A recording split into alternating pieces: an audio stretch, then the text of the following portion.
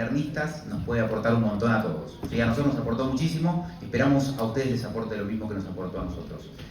Van a exponer Lautaro Zapico, Salvador Zúñiga, Martín Estirpalo y Rodrigo Clavijo, ¿sí? Así que bueno, vamos a arrancar para no perder más tiempo.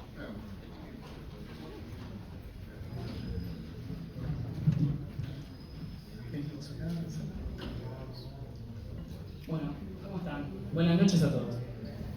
Como presentó acá el doctor Juan Marando, yo soy Lautaro Zapico, soy residente del Servicio de Clínica Médica del Hospital Ramos Mejía y acá estoy con mis colegas y compañeros que venimos a traer una revisión bibliográfica sobre un tema infrecuente, pero a propósito de un caso bastante interesante y complejo que tuvimos en nuestra sala, que nos pareció muy adecuado traer hoy. Era una paciente femenina, es una paciente femenina de 64 años de edad. La paciente acudió a la guardia externa de nuestro nosocomio el día 28 de febrero con un cuadro de anasarca. Fue traída por un familiar y refería un cuadro de edemas que comenzaron en miembros inferiores y fueron generalizándose hacia pared abdominal y también hacia miembros superiores, agregando al final de este cuadro ortopnea. Como antecedentes ella de relevancia, antecedentes y medicación no refería, básicamente por falta de acceso al sistema de salud durante prácticamente toda su vida. Al examen físico de ingreso, lo más destacable que tenía era la tensión arterial, que estaba en 198-123 y saturaba el 99% ventilando aire ambiente. A nivel cardiovascular tenía la ingurgitación yugular, 2/3 con reflujo hepatoyugular positivo. A nivel respiratorio una hipoventilación bivasal, sin ruidos agregados. En el abdomen tenía edema de pared y estaba hablando de presidio con leve dolor en fosa ilíaca derecha e izquierda.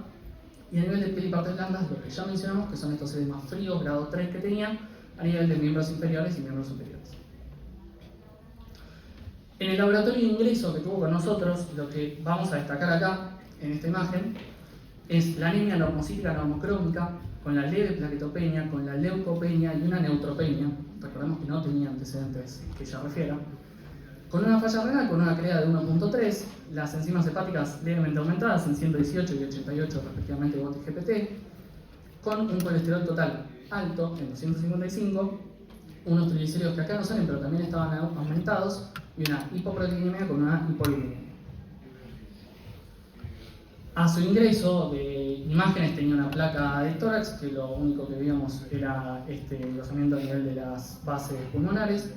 Durante la internación se hizo una tomografía de cuello, tórax, abdomen y pelvis, donde lo que se evidenciaba básicamente era un derrame pleural bilateral al predominio del lado izquierdo con una telectasia pasiva de ambos lados. Se informaba también una hepatosplenomegalia homogénea y asimismo se observaba también líquido cítico en moderada cantidad, derrame pericárdico en moderada cantidad y una imagen anexial compatible con un teratoma. Bueno, esto es un video, pero no corre. También se hizo durante la internación una eco transvaginal donde evidenciamos este teratoma ovárico justamente que se evidenciaba con una masa anexial izquierda de 55 por 45 milímetros.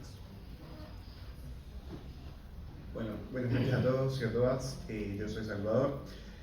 Vamos a empezar un poco el abordaje de esta patología y nos pareció importante arrancar desde la anasarca y entender también, a fin de hacer un algoritmo de diagnóstico ordenado, pensarlo desde los mecanismos patogénicos que están atrás de este cuadro clínico, ¿sí?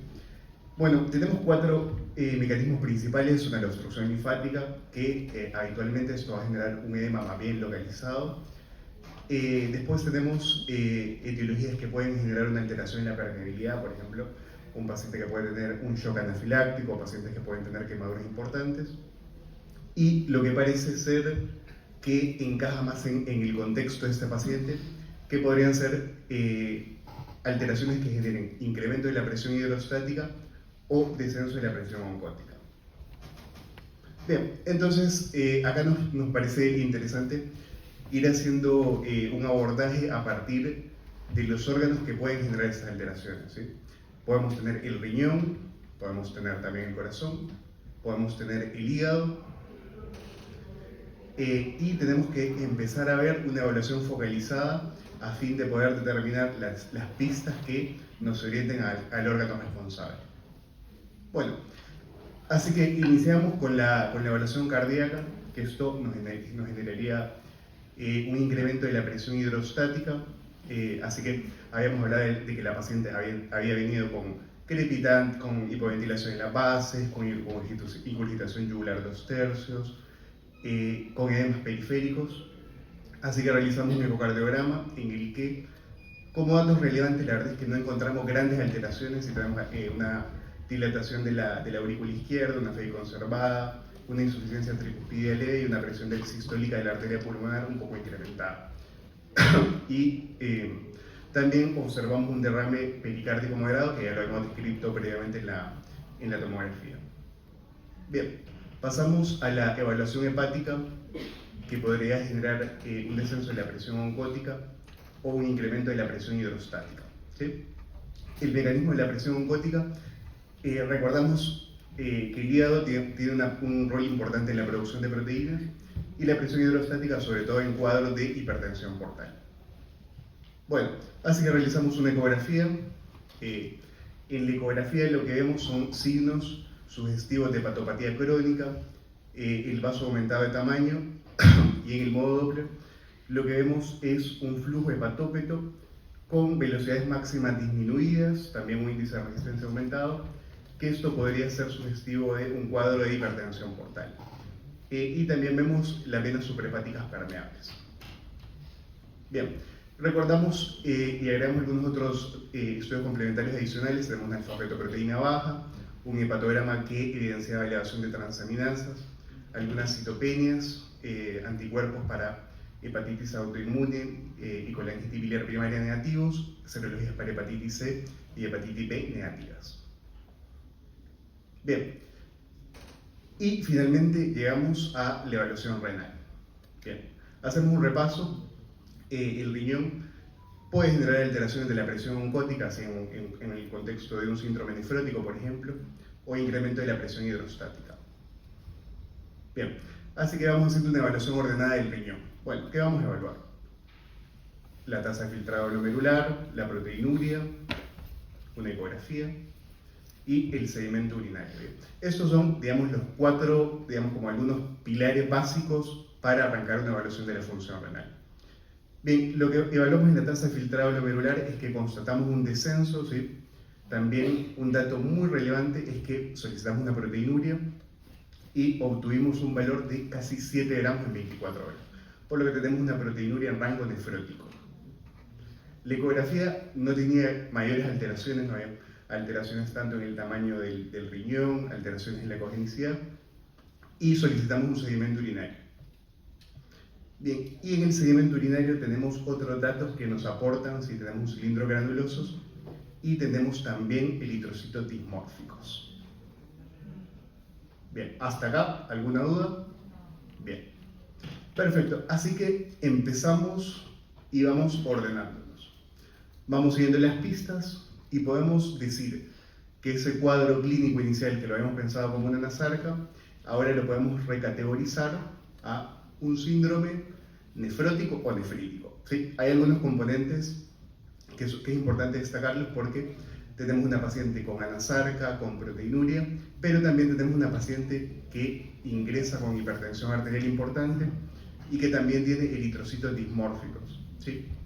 Así que realizamos un abordaje inicial de las primeras etiologías que pueden generar alguno de estos síndromes. Bien, tenemos el lupus, la amiloidosis, el mieloma múltiple, vasculitis, etiologías infecciosas y la etiología membranosa. Bien, con respecto al lupus, es una patología muy frecuente, es sobre todo más frecuente en pacientes jóvenes. Esta paciente recordamos que ya tiene 64 años, pero es muy frecuente, ¿sí? Por lo tanto siempre hay que estudiarla. Bien, solicitamos anticuerpos contra ADN y un FAN que fue negativo, C3 y C4 que fueron normales, así que podemos decir que queda un poco más alejado. Con respecto al mieloma múltiple y la amiloidosis, la paciente tiene una edad avanzada, así que esto podría corresponder, pero no vimos un riñón aumentado de tamaño. Pero solicitamos, obviamente, un proteinograma electroforético en el cual no se vio una hipergama globulinemia, una hipergama monoclonal, vimos en plasma una hipogama e hipoalbuminemia, y a fin de estudiar, digamos, los mielomas que pueden generar cadenas livianas, pedimos un uroproteinograma electroforético que fueron proteínas mixtas. Bien, con respecto a la vasculitis, recordamos que el contexto clínico, digamos, no nos acompaña y además solicitamos ANCA que fueron negativos, así que quedan también un poco más lejanos. Bien, con respecto a las etiologías infecciosas, estudiamos la hepatitis C, la hepatitis B y la HIV, que pueden generar vasculitis por crioglobulinas, pueden generar fenómenos de depósito inmunocomplejos, y también tenemos el HIV, los cuales ya había mencionado que habían sido negativos. Y después me parece importante mencionar la nefropatía membranosa, que podemos estudiar el anticuerpo antifosfolipasa 2, que es un método que no es invasivo y en este caso el resultado fue negativo. Bien, así que llegamos al punto final, digamos, de la parte de la presentación. ¿Membranosa fue negativa? Sí, antifosfolipasa 2 negativo. Bien, y llega el momento de ir viendo cuál es la etiología responsable de este cuadro. Bueno, como dijo muy bien acá mi compañero, ya habiendo descartado causas secundarias y ya habiendo descartado la nefropatía membranosa, se acordó con el servicio de nefrología realizar una punción biopsia renal el 21 de marzo que nos vino informando aumento de la celularidad mesangial, disminución del espacio de Bowman, infiltrado mononuclear y fibrosis intersticial, y por inmunofluorescencia informaban depósito de IgM, IgG, IgA, complemento y cadenas livianas lambda y kappa.